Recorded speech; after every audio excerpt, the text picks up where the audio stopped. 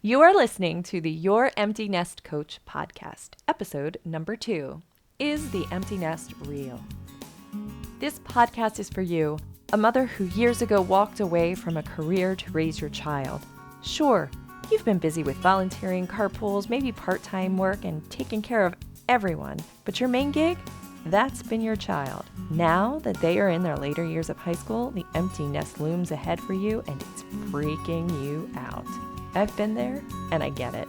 Together, we'll turn our freaking out energy into freaking awesome energy.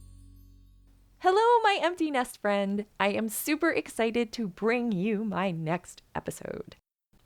This is actually an early bonus episode to discuss, is the empty nest real? Meaning, is it a real thing? What will it mean for you? So the great news that I have is that it can mean anything you want it to mean. You can make it mean that you will be lonely. You can make it mean that you will find the new you. You can make it mean that you and your partner will discover that you don't have anything in common. Ugh. Of course, these are all thoughts that you can choose to believe.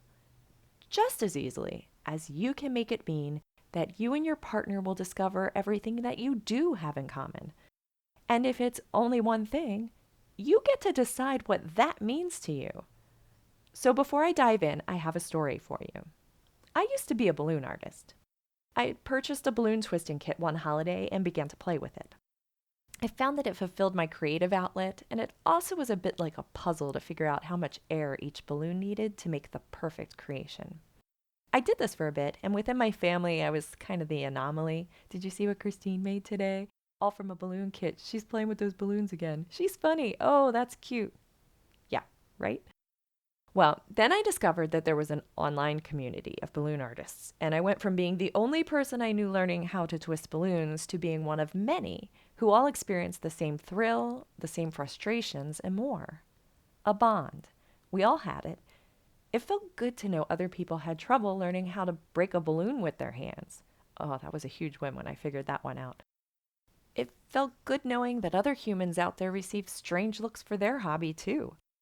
Then I found online lessons, DVDs, and learned from some of the most amazing balloon artists. I even went to multiple conventions. The topic? Yes, balloon artistry. I went from thinking, well, this is a fun hobby to, whoa, I can do that? Inspired. There is so much power in being inspired. And there's so much power in knowing you aren't the only one experiencing whatever it is that you're experiencing.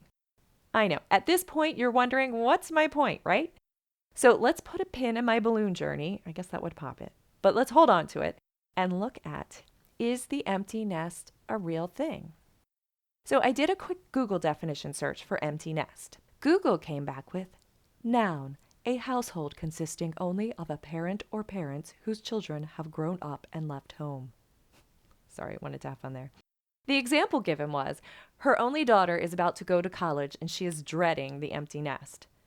Are you kidding me? Did Google just call out Coach Christine of 2 years ago? It sure feels like it, because that was totally me. So I did another search on the empty nest and was brought to an article on Psychology Today online about the empty nest. I have a link to this entry on my podcast forum on my website. I would like to share with you some of what's mentioned in the Psychology Today definition or post, I'm not sure what we'll call that, titled Empty Nest Syndrome. The article states that empty nest syndrome is not a clinical diagnosis. That being said, it does describe a period of time where many humans experience feelings of loneliness or loss. In the article, it also says that empty nest refers to depression, sadness, and a grief experienced by parents and caregivers during this specific transition.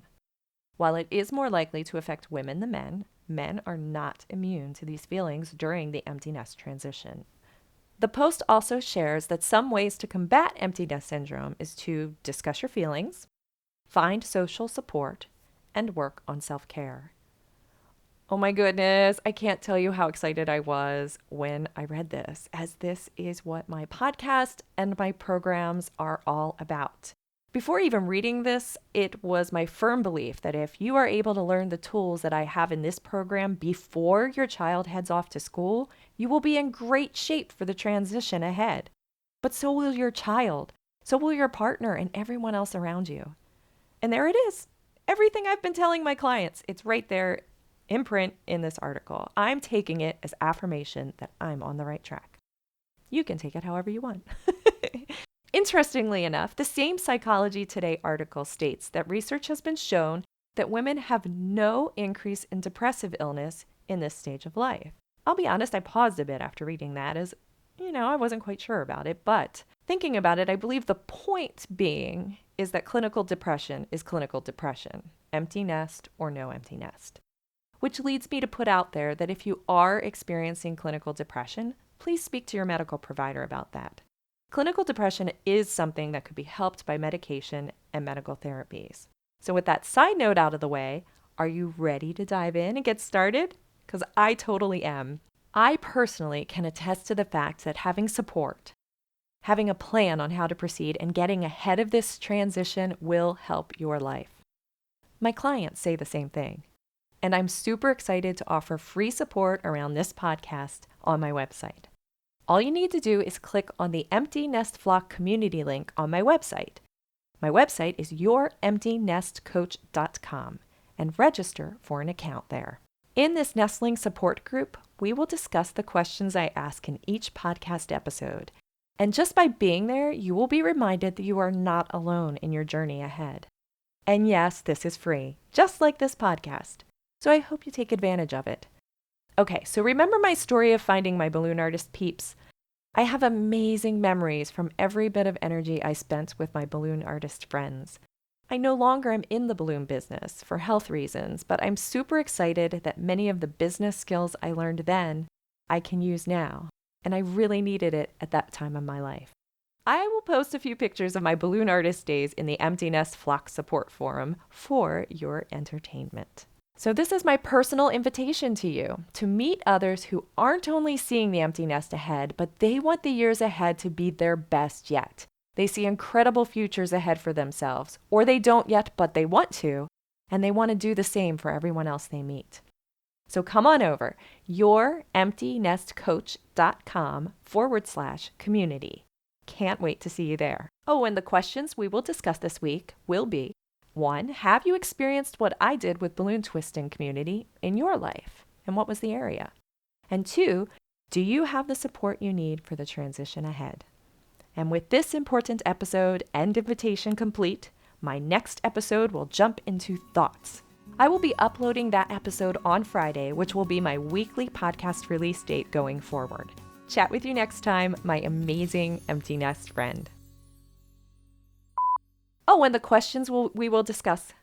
The questions I ask in each hour, and knowing you aren't the only one. I just realized I have my earrings on and I have to record this again, don't I? Crud.